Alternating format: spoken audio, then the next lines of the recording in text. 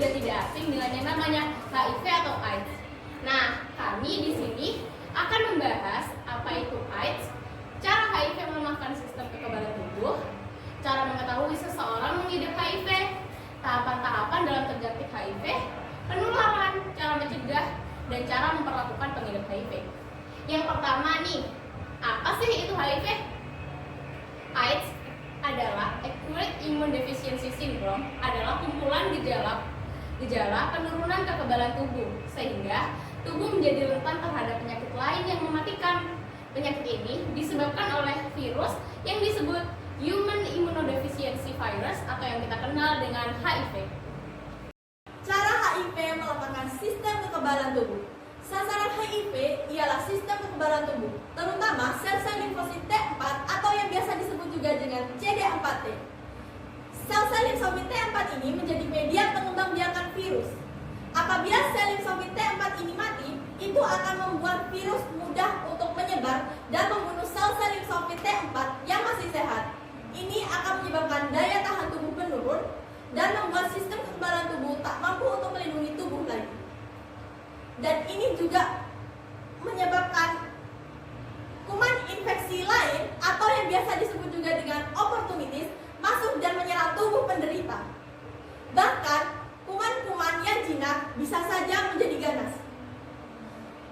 Jika sudah seperti itu, penderita bisa saja mati karena mengalami tuberkulosis, diare, kanker kulit, infeksi jamur, dan lain-lain. Cara mengetahui seseorang mengidap HIV. Untuk mengetahui seseorang mengidap HIV hanya bisa melalui pemeriksaan darah. Pemeriksaan yang saat ini mudah dan cepat adalah dengan menggunakan tes cepat, rapid test dengan 3 pemeriksaan secara serial. Penderita HIV akan melewati 4 tahapan setelah tertular virus tersebut. Pada tahapan pertama, penderita akan memasuki stadium inkubasi. Pada stadium ini, penderita belum menunjukkan gejala yang serius. Umumnya hanya mengalami berkurangnya nafsu makan, mudah lelah, dan pembengkakan kelenjar getah bening. Pada tahapan ini, virus belum dapat diketahui melalui tes darah, namun sudah dapat ditularkan pada orang lain. Pada tahap selanjutnya, penderita akan memasuki stadium awal. Setelah 3 hingga 6 bulan, hasil tes darah sudah dapat menunjukkan positif HIV atau seropositif. Penderita umumnya akan mengalami gejala seperti pembengkakan kelenjar getah bening, turun berat badan, dan infeksi ringan. Pada tahapan ketiga, penderita akan berada pada stadium tenang. Umumnya berlangsung 2-10 tahun, rata-rata hanya 5 tahun. Penderita akan memiliki fisik seperti orang sehat pada umumnya, atau seperti terkena sakit ringan. Namun tanpa disadari, HIV mulai menghancurkan kekebalan tubuhnya. Dan yang terakhir adalah stadium AIDS. HIV akan merusak sebagian besar atau seluruh kekebalan tubuh. Umumnya menyebabkan infeksi oportunistik seperti radang paru-paru, kanker, dan tuberkulosis.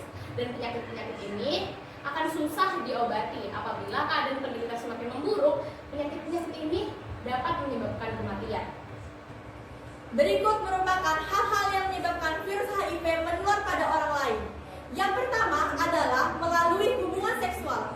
Cairan sperma dan vagina dapat menyebabkan menularnya HIV, terutama hubungan badan tanpa menggunakan kondom dan hubungan melalui dubur, karena meningkatkan resiko timbulnya luka yang mampu meningkatkan resiko tertularnya HIV.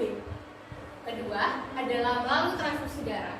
Transfusi darah yang mengandung virus HIV dapat menyebabkan sang penerima memiliki resiko terjangkit HIV sebesar 100%. Adalah melalui jarum suntik yang tidak steril. Penggunaan jarum suntik yang tidak steril dapat dengan mudah menularkan HIV, terutama jarum yang digunakan selama berulang kali. Orang yang berisiko terkena HIV melalui penularan jarum akupuntur, tato, tindih maupun jarum yang digunakan penggunaan narkoba. Dan yang terakhir sekaligus yang keempat adalah melalui kehamilan.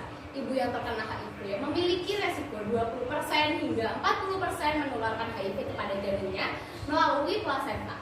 Apabila sang ibu sudah memasuki stadium AIDS, resiko penularan akan semakin besar.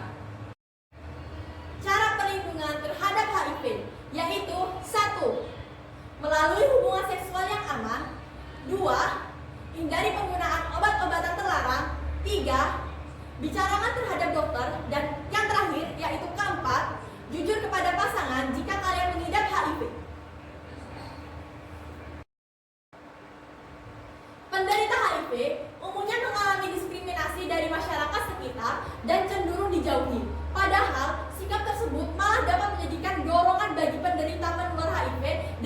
tidak bertanggung jawab. Mereka harusnya diperlakukan dengan wajar dan diberi support agar dapat menjalani kegiatannya dengan normal di masyarakat.